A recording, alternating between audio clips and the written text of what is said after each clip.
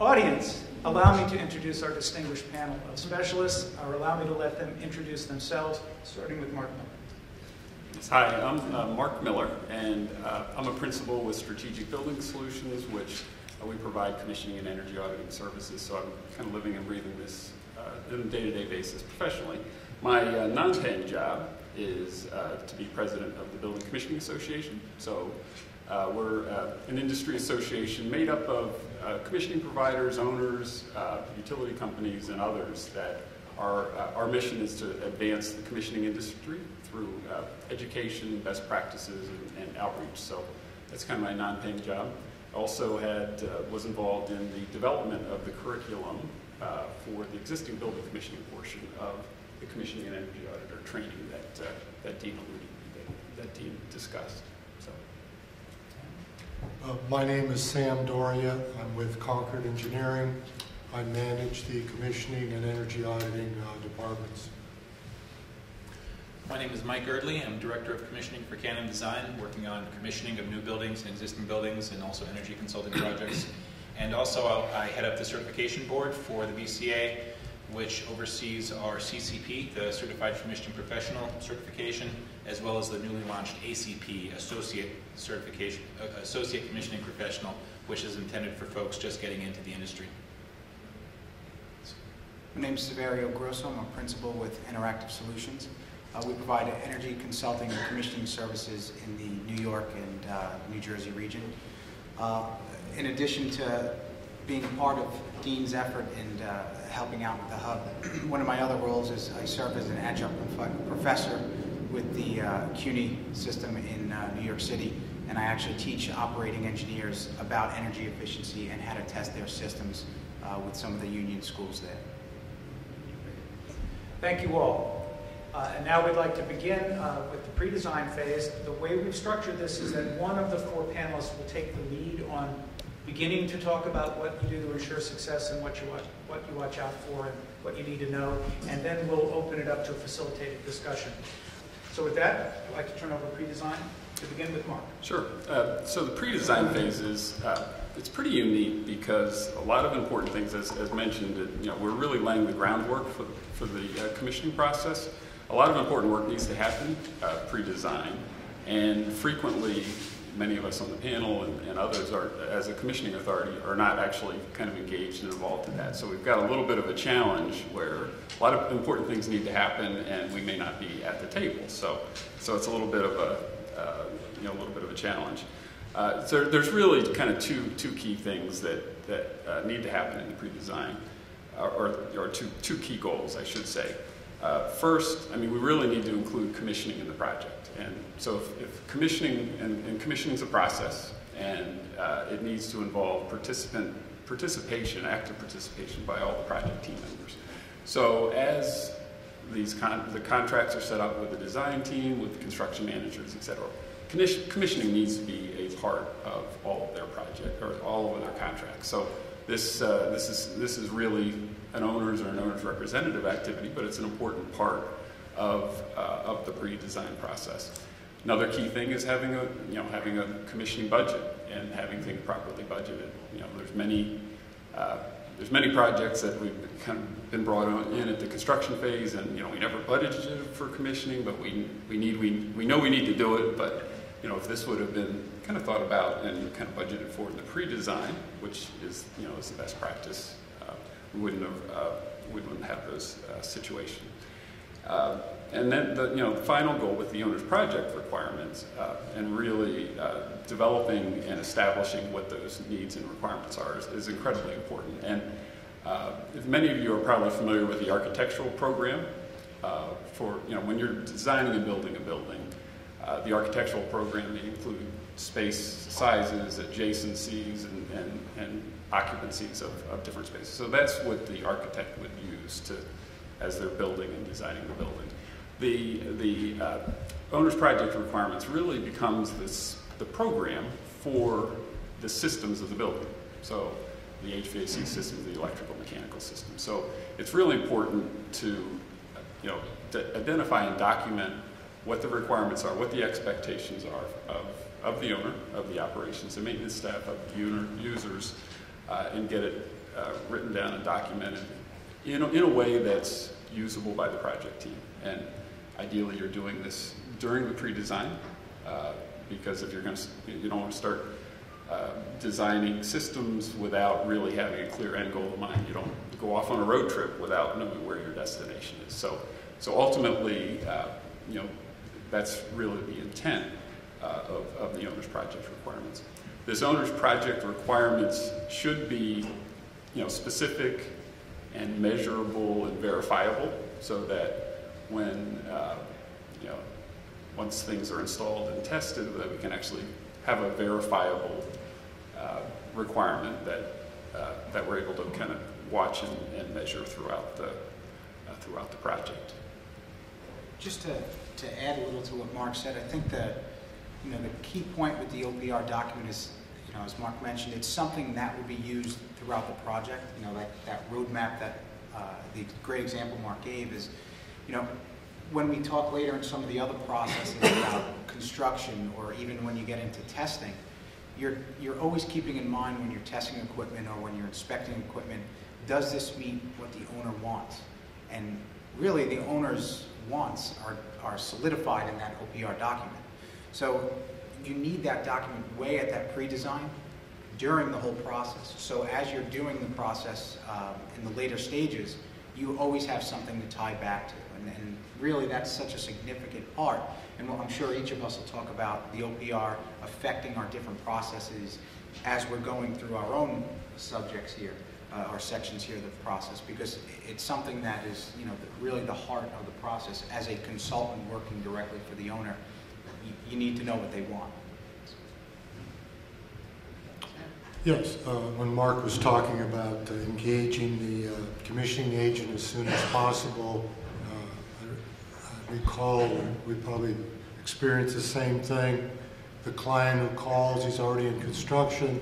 He realizes that specs require a commissioning agent, and by the way, it's a lead job and we're already in construction.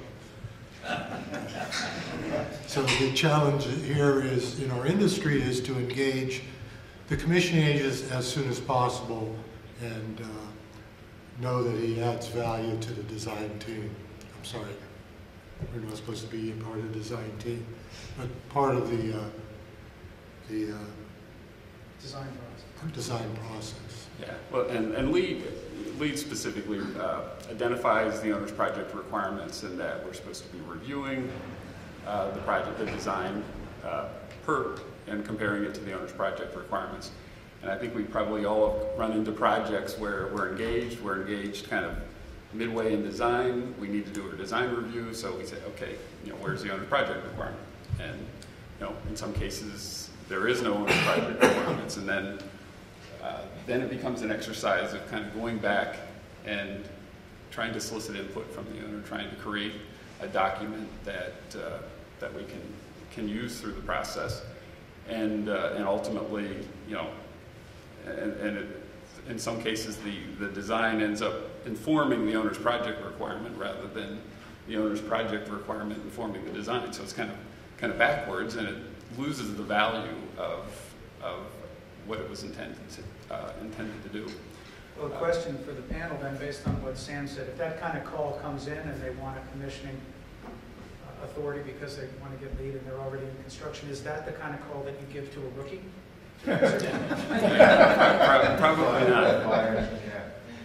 So one of the things I was thinking of is just some of the strategies that we use to develop the owner's project requirements. We've tried a couple of different methodologies we've tried to utilize surveys and kind of getting written response and feedback to help develop the owner's project requirements. We've had basically an owner's project requirement workshop where it's a charrette and have a facilitator where we do that. We've used different methods to help facilitate that, whether it's the nominal group technique to help make sure that, if you have an active group with a diverse population of occupants, owners, and staff and everything, making sure that, each person around the table has input and in a structured way. So I don't know what other folks have used as tools to help develop these project requirements. Documenting the OPR can be a big challenge, and it's unfortunate because, as has been said, it really is the foundation of everything we're doing on our commissioning projects. And so I found, like Mark said, a survey or delivering a template to the owner, and then maybe some input from the design team is a starting point, and then a workshop or a charrette really is necessary, I find, to get the full benefit out of it.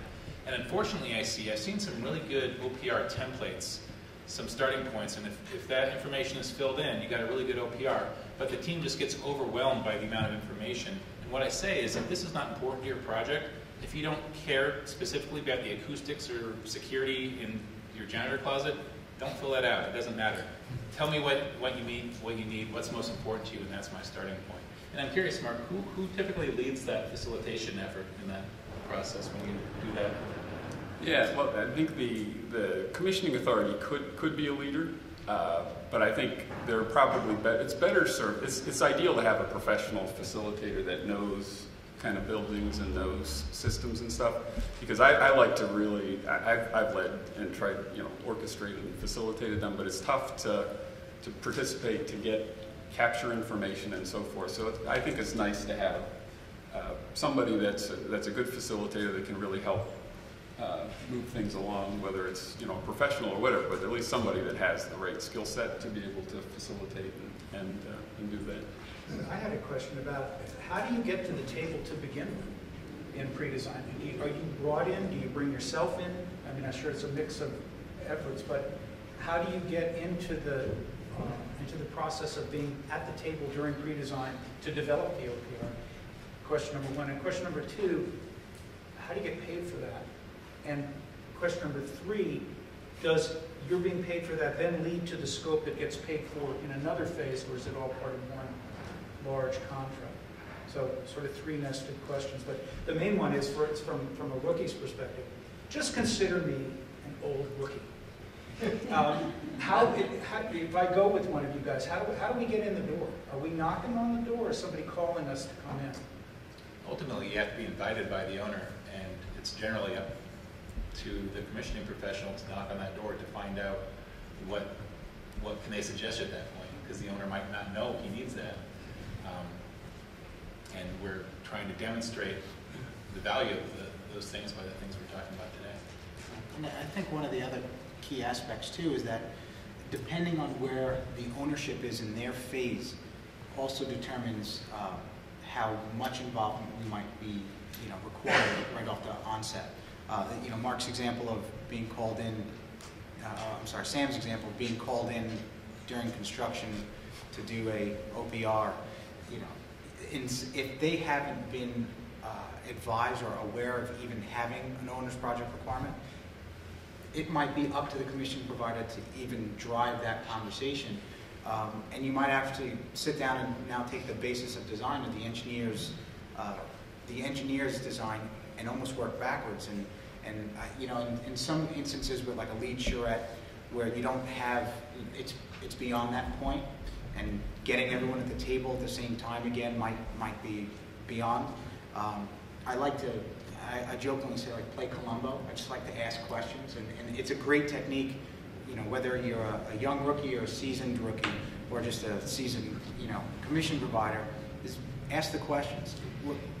Take the design and say, well, how come you're doing this? Oh, well, we're doing this because this portion of the facility is going to be a lab or a vivarium or an operating room or a cafeteria for our students, right? Well, they just told you the reason why they designed was to meet some sort of a desire or requirement that the owner had laid forth. So the owner might not say, listen, I don't have time to sit here and tell you every space that I need, but the design will tell you why it was done that way. And if you ask the questions, that it could at least prompt the discussion. And then, depending on the level of involvement the commission provider has based on, an agreed upon service contract or whatever the case may be, that's really how you build, well, what's our next scope of work? Is it so far beyond the OPR on basis of, in other words, are they putting in ductwork that I can't recommend them change this air handler to something else? Well then, an OPR is only going to show the failures or the disconnect between the basis of design and the OPR. So you might not do a 50-page robust one showing all the errors. You might do something a little bit more streamlined just to show the basics of the building. But if it's, construction hasn't broken ground yet, or they're still out to bid waiting on contractors, and there's still opportunities, then you can carefully craft the OPR to ensure that the owner's requirements do get met. One of the worst scenarios as far as horror stories I saw was a facility was constructed and a specific area was constructed after going through the process. They decided, oh, we need to commission it, and the commissioning agent was brought in. Everything worked as per design, and then when the actual occupants moved in, it was for an operating room, and their big requirement was, we need the temperature to be able to fluctuate plus or minus 5 degrees within 2 minutes, depending on the particular operation that we have coming in, or the surgery. And the system wasn't designed for that. And there was a disconnect 2 years prior in the design phase, and now they're turning around and saying, oh, well, the system or the system you built doesn't match what we need. But the owner said, well, just build an OR. The owner never went into that detail of, well, what do we need it to do? And unfortunately, once you turn over a building that's failed to meet an OPR, whether it's documented or not, you're going to have challenges moving forward. If you're knocking on doors of owners to try to make them understand the commissioning process and the value of commissioning, right, of a new facility that they're doing, and let's say you have a relationship with them, from a rookie's perspective, you're really selling not so much you're selling your abilities to do it, but you're also selling the need for it through examples you were just doing. You have to sell the benefits first, and you need to do that before you can prove that you're the one to do it for sure. Okay. And the rookie really isn't probably going to be the one knocking on those doors too. It's right. It's the seasoned veteran, but when the rookies aspire to be in that position, that's what you're going to have to do. Okay.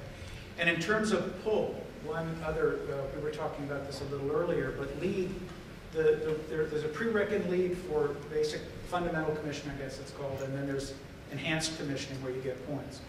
How many people in the owner's world, how common is it that they are interested in commissioning because of that prerequisite? Is that a door opener for all of you? And then you get in and have to explain what it doesn't do? And for example, it seems to me that fundamental commissioning might not address the example Severio just gave us. Correct? And so there's no design review in that case. Yeah, that's not in fundamental commissioning. There's no design review. So in that case, then you really want to be able, as a rookie, to understand that LEED does some things, but it doesn't do as much as the full commissioning scope might want to do. I think LEED can almost present different challenges, because if the owner's only doing commissioning because of LEED, they might not be fully aware of all the true benefits of commissioning, and their expectations versus the deliverables of the commissioning process might not align very well. Whereas if the owner, they want to commission the facility regardless of whether it's LEED or not, they should have a little bit more understanding. So, and it's a delicate situation. I say that because if they're looking for commissioning just to get a prerequisite met, or just to achieve a point for enhanced commissioning, they might not be willing to pay for the full value of all the other tasks of commissioning that might be recommended and really required. And if they're not willing to fund that because they're just looking for the quick way to almost check the box, there could be at the end of the project, if you didn't drive it in a valuable standpoint, and drive it with value in mind, you could actually turn around in the end and hurt the reputation of commissioning, because they said, well, it was good, we paid for it, we met our prerequisite, or we tested our systems, but it didn't do X, Y, and Z.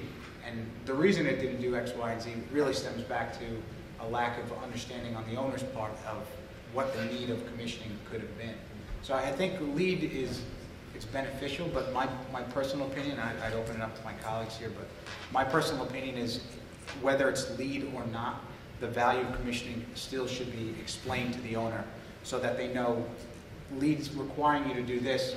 We personally would recommend you do this in addition, or above and beyond, and for this benefit. Yeah, just speaking of the value of LEED, just from a commissioning industry perspective, I think that LEED and the sustainable building movement has probably been one of the biggest boons to the commissioning industry, that we've had. I mean, it really has been able to take, I mean, I've been in this industry for a long time, and it was really a niche service that only sophisticated building owners were performing. People that had built a lot of buildings, built complicated buildings, whether it's data centers, labs, or those types of facilities that there was high risk of them not working. So it was a niche service, and having LEED and the sustainability movement really take off and grow as it has, it's really introduced commissioning to to many folks, public schools and others that probably would not be doing commissioning if it's if it wasn't for LEED. So I think it's been very beneficial to the industry. I think there's been a little bit of a distortion between splitting up the prerequisite and the enhanced credit, because doing all the activities that are in the enhanced commissioning credit, I mean, these are all part of the best practice approach to commissioning, and so it really isn't an enhancement. It's doing commissioning properly. But I think LEED's done a great job at introducing a lot of people to the marketplace, getting commissioning adopted and accepted. And I think when these building owners do commissioning for the first time, they see the benefits and value and will incorporate it into the projects. And I don't know, I mean, for us, I mean, we're doing, most of our LEED projects are including the enhanced commissioning credit. It's few that are just the prerequisites. So I don't know about others on the panel, but our experience has been, pretty good adoption of the enhanced commissioning credit.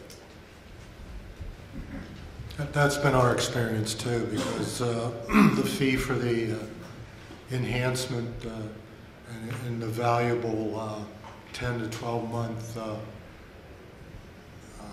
revisiting the systems, reviewing submittals, the systems manual, all that are valuable to the owner, to the maintenance folks, and the enhanced point is a very small incremental cost to the overall soft cost of these projects, so it makes sense.